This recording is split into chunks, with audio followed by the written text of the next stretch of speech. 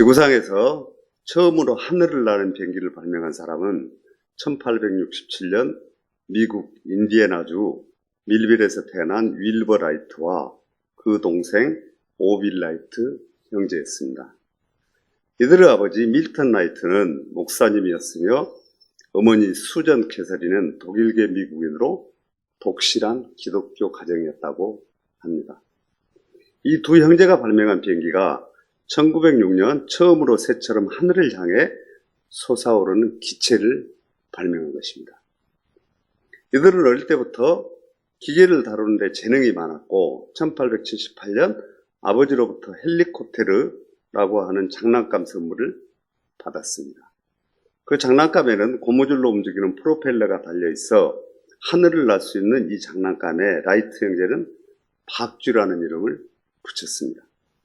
그 후 이 두 형제는 비행기에 관심을 갖게 되었고 박쥐를 직접 만들어 보려다 실패를 하게 되고 연날리기에 집중하다가 학교 졸업장도 받지 못했습니다. 뿐만 아니라 그들은 손재주도 좋았고 엄청난 독서광이었습니다. 형제는 옥타브 샤누트 하늘을 나는 기계의 발달, 셔멀 랭글리의 항공역학 실험 같은 책을 읽고 하늘을 나는 새를 자세하게 관찰하기도 했다고 합니다. 그러다가 1903년 12월 미국 노스캐롤라이나 킬데빌 언덕에서 수많은 관중들과 대중들이 지켜보는 앞에서 첫 비행을 시도했지만 실패를 합니다. 그리고 큰 부상을 당했습니다. 그러나 3년간 이 두 형제는 포기하지 않고 마침내 비행에 성공하여 1906년 5월 22일 성공한 비행기의 특허권을 획득하게 됩니다. 이 두 나이트 형제 윌버와 오빌은 젊은 시기에 예수 그리스도를 구세주로 영접했습니다. 전 생애를 통하여 주일에는 일하기를 금했으며 술과 담배, 도박은 한 번도 경험해보지 않았다고 합니다. 나이트 형제는 기독교인으로서 소명과 사명이 분명했습니다. 연속적인 실패와 목숨을 담보로 첫 비행을 하면서 큰 부상을 입었습니다. 오늘 성경은 룻과 같이 고난의 실패 속에서도 하나님을 신뢰하고 끝까지 포기하지 않았기 때문에 하나님의 은혜와 축복을 입은 것입니다. 룻은 세속적인 불신과 비웃음, 허세와 비난 속에서도 낙심치 않았습니다. 주님을 신뢰하는 믿음 안에서 시어머니의 하나님을 자신의 하나님으로 삼고 순종함으로써 하나님의 은혜와 축복을 입은 것입니다.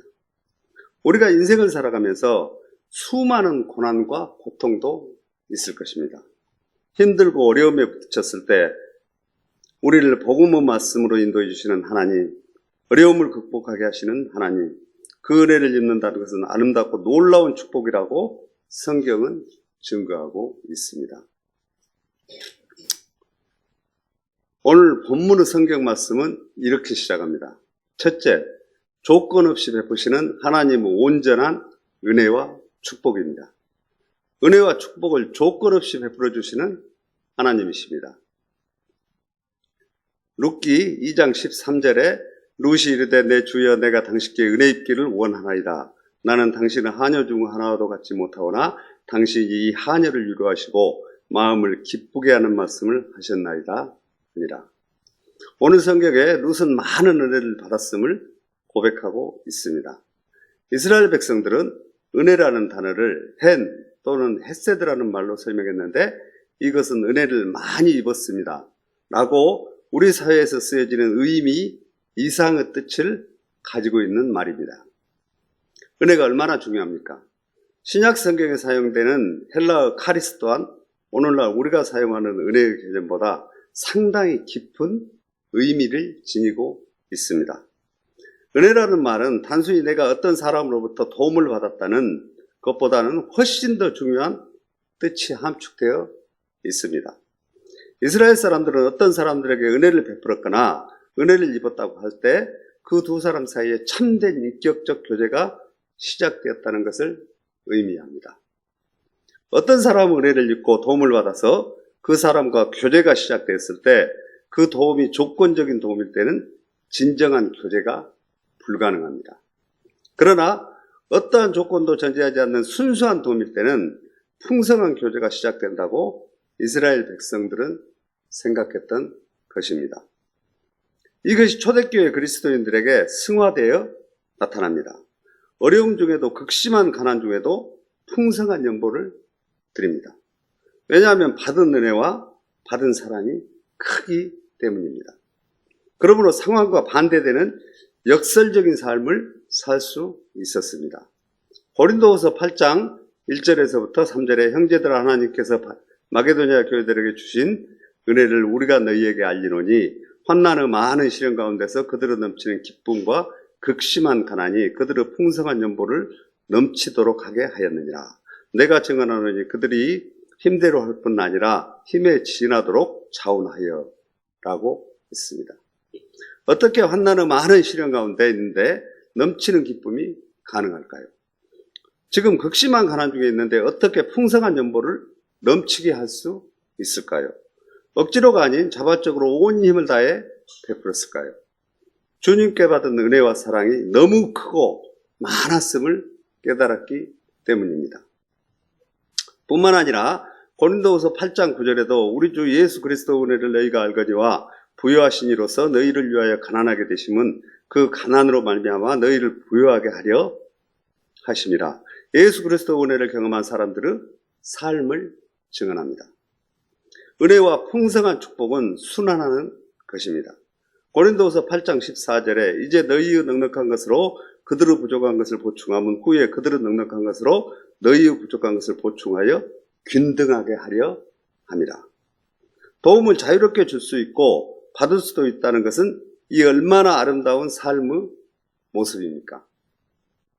하나님의 지속적인 은혜와 축복은 이스라엘 사람들에게 있어서 어떤 사람이 은혜를 입었다는 것을 말할 때 단 한 번만 도움을 받는 것이 아니라 지금도 계속해서 그분의 도움을 받고 있다는 것을 의미했습니다.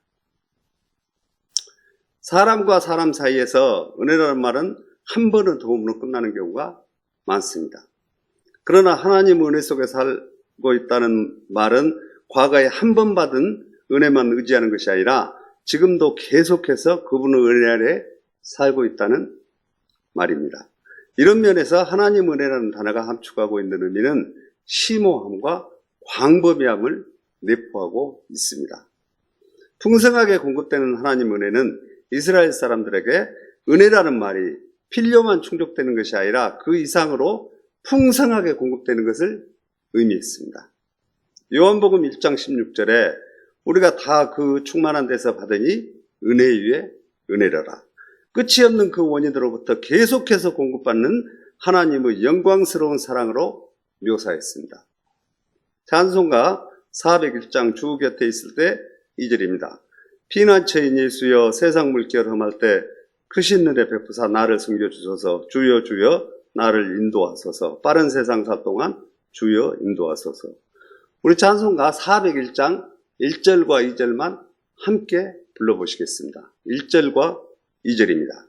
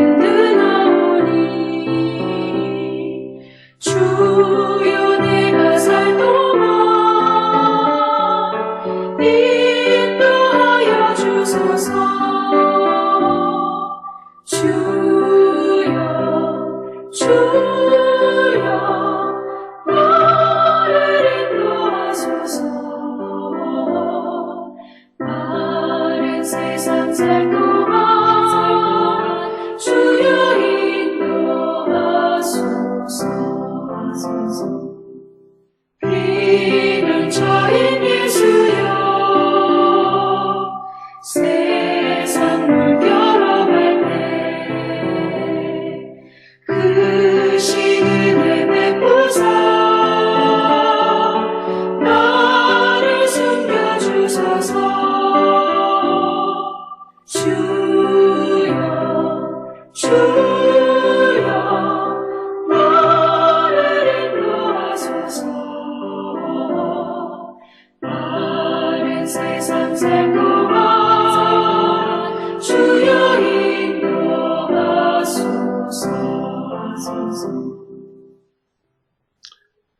찬송가 401장은 주 곁에 있을 때 마음이 든든하다고 고백합니다. 룻은 어땠을까요? 둘째, 두려움을 이기게 하는 하나님의 은혜와 축복입니다. 두려움을 이기게 하는 하나님의 은혜와 축복입니다. 룻기 2장 20절에 나오미가 자기 며느리에게 이르되 그가 여호와로부터 복받기를 원하노라. 그가 살아있는 자와 죽은 자에게 은혜 베풀기를 그치지 아니하도다 하고, 나오미가 또 그에게 이르되 그 사람은 우리와 가까우니 우리 기업을 물을 자 중 하나이니라 하니라. 룻은 세 가지 면에서 은혜를 입었습니다. 첫째, 하나님을 믿는 시어머니를 만났습니다. 둘째, 하나님을 믿는 보아스를 만났습니다. 셋째, 하나님의 주권적인 섭리 안에서의 만남입니다. 오늘 본문은 시어머니 나오미에게 받은 은혜에 대해 기록하고 있습니다. 시어머님을 만남으로 룻이 보아스를 만납니다. 그리고 룻이 보아스를 통해 하나님 은혜를 입었다는 의미로 해석할 수 있습니다. 룻이 하나님께 받은 은혜를 성경은 이같이 말씀합니다. 룻기 2장 8절과 9절에 보아스가 룻에게 이르되 내 딸아 들으라. 이삭을 죽으러 다른 밭으로 가지 말며 여기서 떠나지 말고 나의 소녀들과 함께 있으라. 그들이 베는 밭을 보고 그들을 따르라. 내가 그 소년들에게 명령하여 너를 건드리지 말라 하였느니라. 목이 마르거든 그릇에 가서 소년들이 기러온 것을 마실지니라 하는지라. 우리는 여기에서 은혜가 구체적으로 룻의 생애를 향한 보호로 나타나고 있음을 볼 수 있습니다. 하나님께서 우리에게 은혜를 주신다는 말은 구체적으로 내 삶에 책임을 지시는 보호가 베풀어진다는 것을 의미합니다. 잠시 룻기의 처음으로 돌아가서 생각해 볼까요? 룻기에 나오는 나오미의 비극은 그녀가 스스로 하나님의 보호권을 벗어나면서부터 시작됩니다. 나오미는 모압 땅에서 이주를 갈 때 하나님과 한마디 의논도 없이 떠나버렸습니다. 그리고 모압 땅에서 가족을 잃고 온갖 어려운 형편에 처하고 고난과 고통을 당하면서 그때서야 자기의 삶에 대한 쓰디쓴 고백을 토해내기 시작합니다. 오늘날 우리도 하나님의 보호권을 벗어나 매 순간순간마다 설명할 수 없는 위험과 두려움에 쫓기는 삶을 살아가고 있는 것은 아닌지요. 그렇다면 이 불안과 두려움을 어떻게 극복하며 살 수 있겠습니까? 담대함으로 두려움을 극복하고 살았던 성경 한 인물에 대한 고백을 들어보십시오. 시편 46편 1절에서부터 3절에 하나님은 우리의 편에 앉히시오 힘이시니 환난 중에 만날 큰 도움이시라. 그러므로 땅이 변하든지 산이 흔들려 바다 가운데 빠지든지 바닷물이 솟아나고 뛰놀든지 그것이 넘침으로 산이 흔들릴지라도 우리는 두려워하지 아니하리로다. 이와 같이 어려움이 없이 인생을 살 수 있었던 시편 기자에 대한 고백의 근거는 무엇이겠습니까? 하나님이 나의 피난처, 나의 힘이라고 참으로 믿었기 때문입니다. 하나님이 나의 피난처, 나의 힘이라고 참으로 믿었기 때문입니다. 산이 무너지고 바닷물이 흉용할지라도 내가 두려워하지 아니함은 하나님이 나의 피난처시오 나의 힘이시기 때문입니다. 이것이 하나님을 믿는 은혜 가운데서 살아가는 사람들의 축복입니다. 우리를 지켜주시는 보호 축복입니다. 바울은 그 아들과도 같았던 디모데에게 이런 말을 하고 있습니다. 디모데 후서 2장 1절에 내 아들아 그러므로 너는 예수 안에 있는 은혜 가운데 강하고 라고 했습니다. 이 은혜를 떠나면 우리는 담대해질 수 없습니다. 오늘도 당신은 이 은혜 가운데 두려움이 없는 삶을 살고 계십니까? 룻기 2장 11절 12절에 보아스가 그에게 대답하여 이르되 내 남편이 죽은 후로 내가 시어머니에게 행한 모든 것과 내 부모와 고국을 떠나 전에 알지 못하던 백성에게로 온 일이 내게 분명히 알려졌느니라. 여호와께서 내가 행한 일에 보답하시기를 원하며 이스라엘 하나님 여호와께서 그 날개 아래 보호를 받으러 온 내게 온전한 상 주시기를 원하노라 하는지라.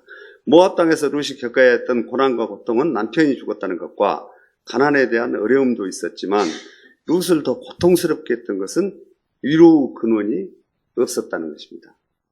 그런데 이 순간 보아스를 만나면서 룻은 인생에서 진정한 위로를 경험합니다. 우리는 일상적인 생활 속에서 얼마나 위로를 나누고 있습니까? 심지어 가족 사이에서도 위로를 받지 못하는 시대가 오늘의 현대 사회입니다. 은혜를 단순히 물질적인 것으로만 생각하지 마십시오. 은혜를 단순히 물질적인 것으로만 생각하지 마십시오. 셋째, 위로와 교제를 통해 주시는 하나님의 은혜와 축복입니다. 위로와 교제를 통해서 주시는 하나님의 은혜와 축복입니다. 룻은 자기를 이해해 준 보아스를 통해 한 인격을 경험하게 되고 하나님의 은혜와 위로는 물질 이상의 것임을 알게 되었습니다.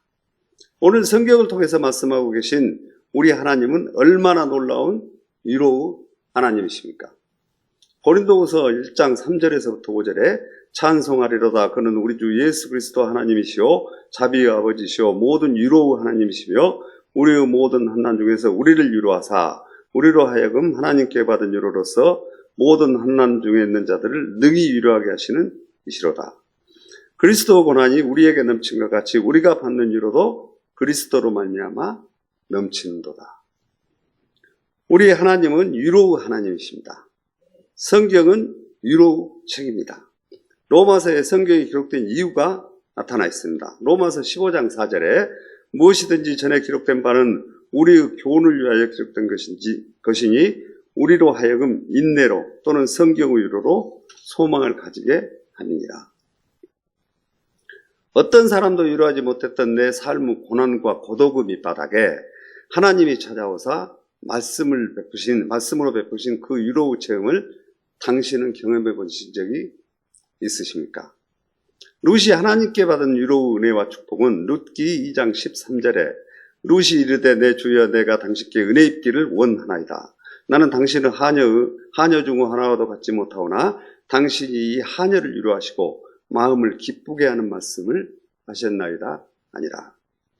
룻이 보아스로부터 물질적인 도움만 받은 것이 아니라 그것보다 훨씬 더 중요한 마음의 위로를 받았기 때문입니다. 은혜는 물질적인 도움 그 이상의 것이라고 앞서 살펴보았습니다. 룻은 보아스가 진정으로 자기를 이해한다고 확신했기 때문에 위로를 받았습니다. 은혜 입은 교제의 축복이 드러나기 시작합니다.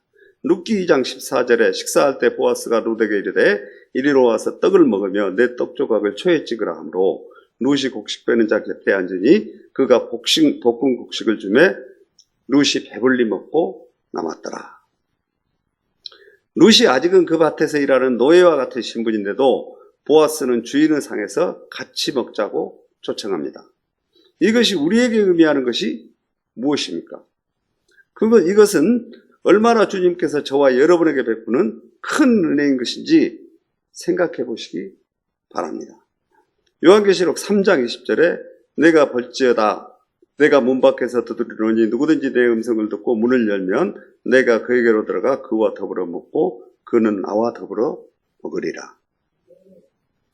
이렇게 주님과 우리 사이의 놀라운 관계를 성경은 함께 먹고 거주한다고 표현합니다.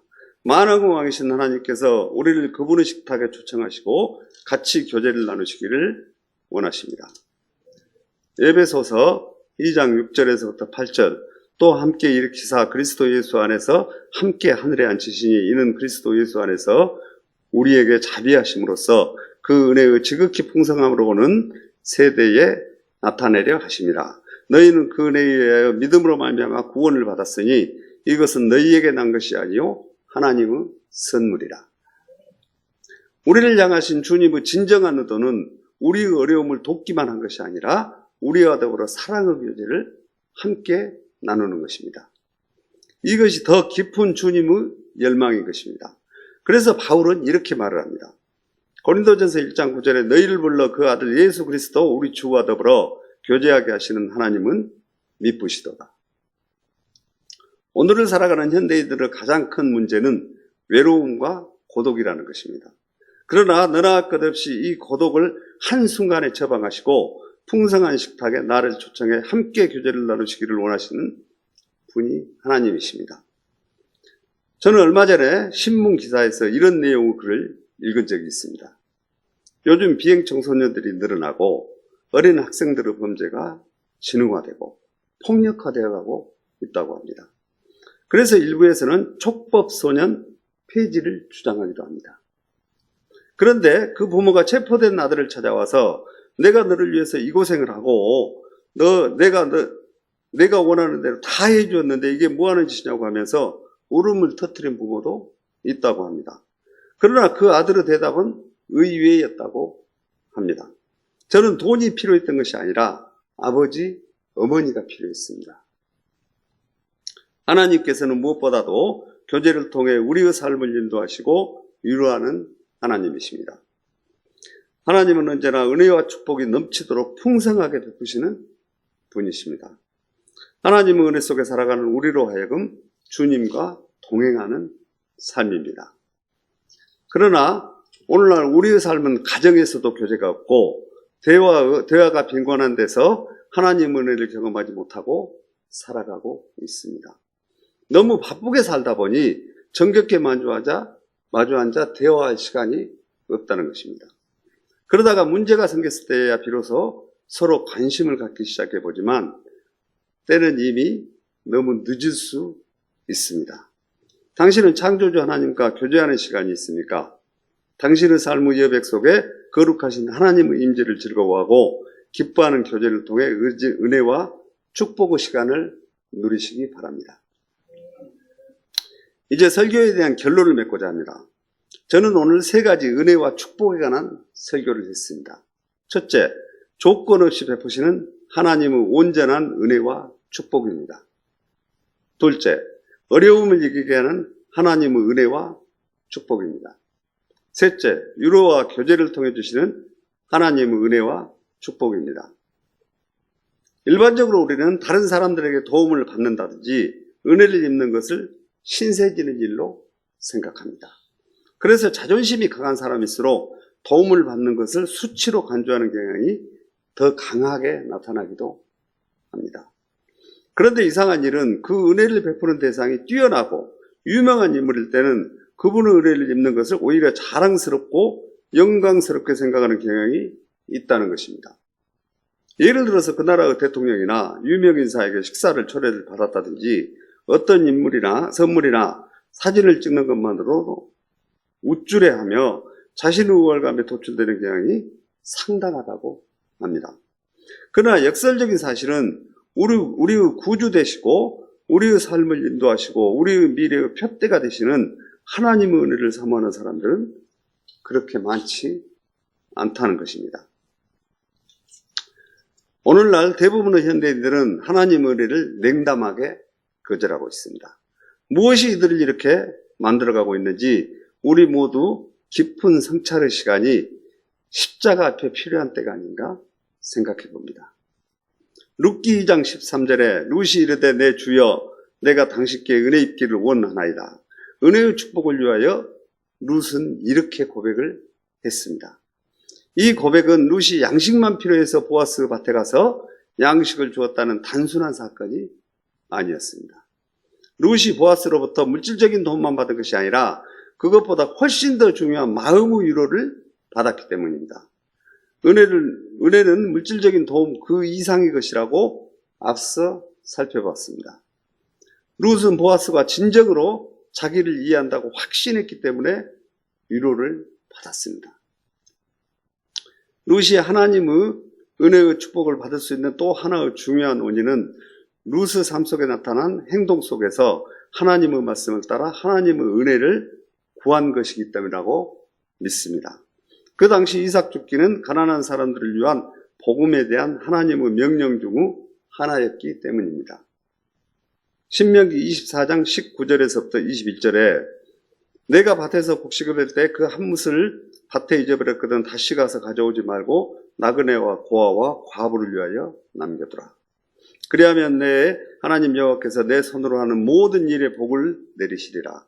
내가 내 감람나무를 떤 후에 그 가지를 다시 살피지 말고 그 남은 것은 객과 과부를 위하여 남겨두며 내가 내 포도원의 포도를 떤 후에 그 남은 것을 다시 따지 말고 객과 고아와 과부를 위하여 남겨두라. 그러므로 룻이 밭에서 이삭을 주은 행동은 하나님의 말씀을 따른 행위인 것입니다. 이와 동시에 하나님의 은혜를 구한 행위이기도 한 것입니다. 이렇게 하나님의 은혜를 구하는 자는 풍성한 은혜와 축복 구원을 받고 주님의 말씀에 의지하는 자는 누구든지 두려움이 없는 삶을 살아갈 수 있습니다. 우리가 유로우 하나님과 교제 속에 살아간다는 것은 최고의 은혜와 축복이 아닐 수 없습니다. 구하는 자마다 삶 속에 값없이 주어지는 하나님의 놀라운 은혜와 축복을 풍성하게 누리는 삶을 살아가시기 바랍니다.